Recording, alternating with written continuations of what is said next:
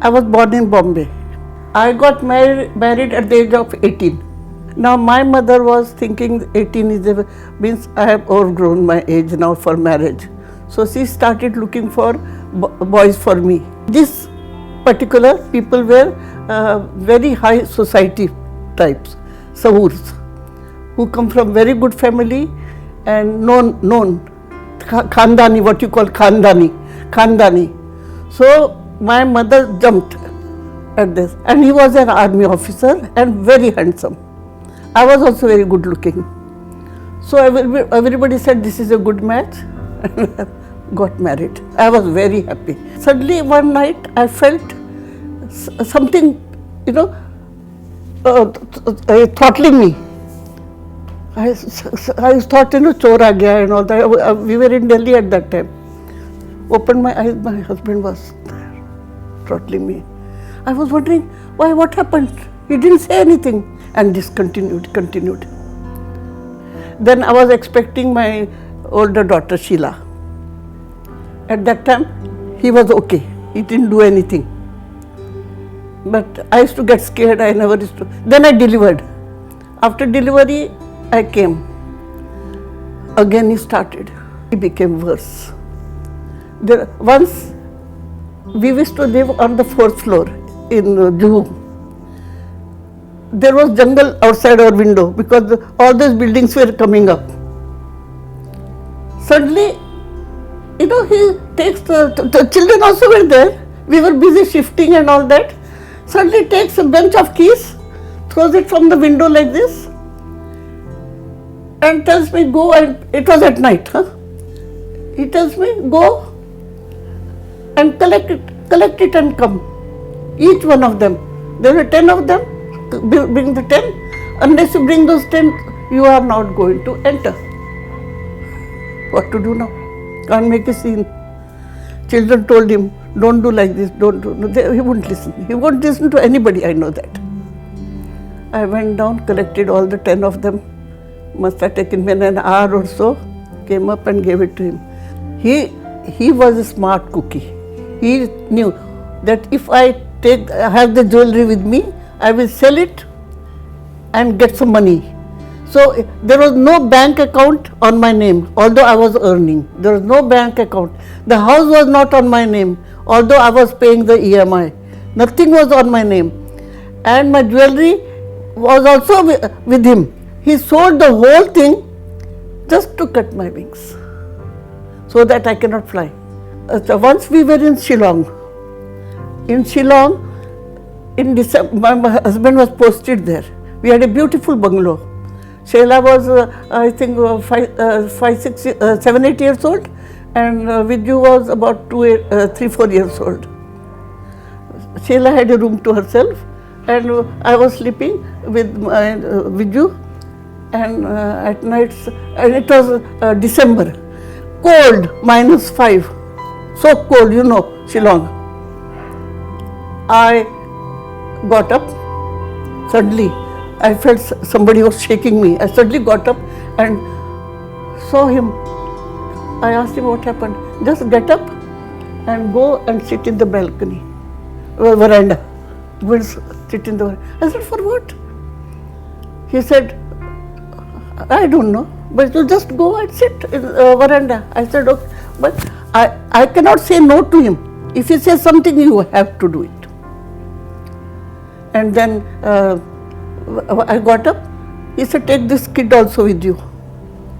1.5-year-old child, 1.5 or 2-year-old child, take the. And she was weakening.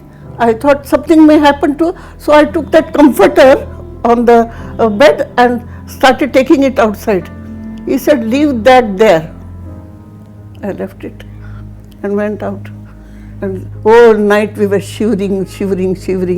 Next day, we had an idea what to do. We kept some clothes outside in the balcony.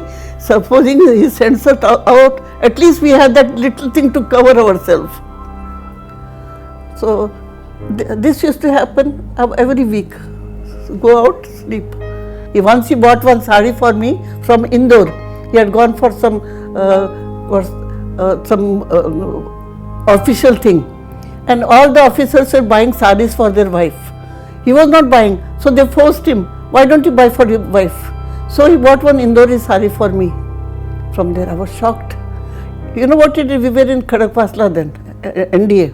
Next day he told me, take the bus, go to Pune and sell that sari. That was him.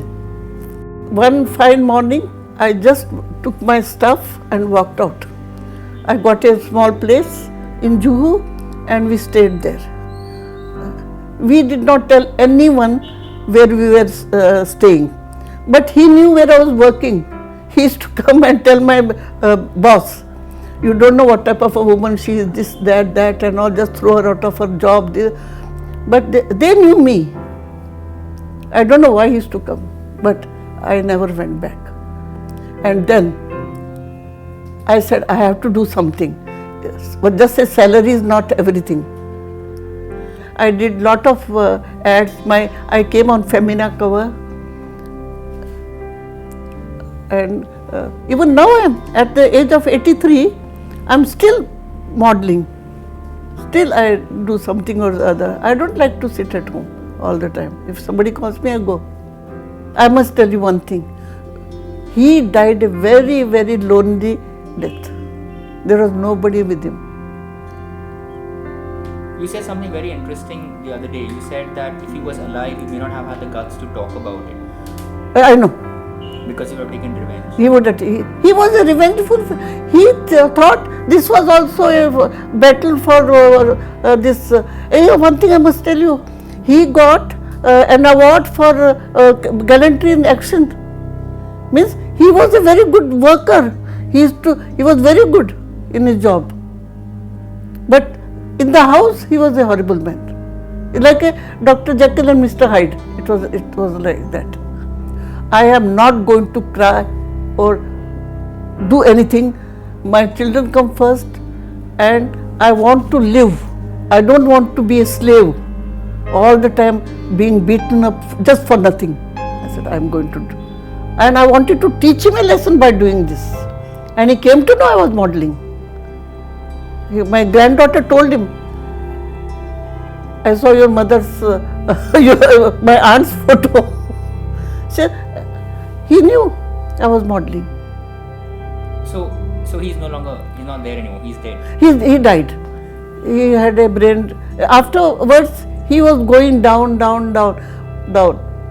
My sister-in-law tried.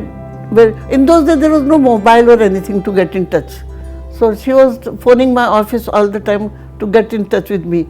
But even the operators were so good, they never used to say, she's busy, I can't get her this to say. Where the mind is without fear, where our heads are held high. That's the kind of world we should aspire to live in. Meera found the courage, made up her mind, and moved out. We hope through her story and through this video, you find the courage to take action in your life.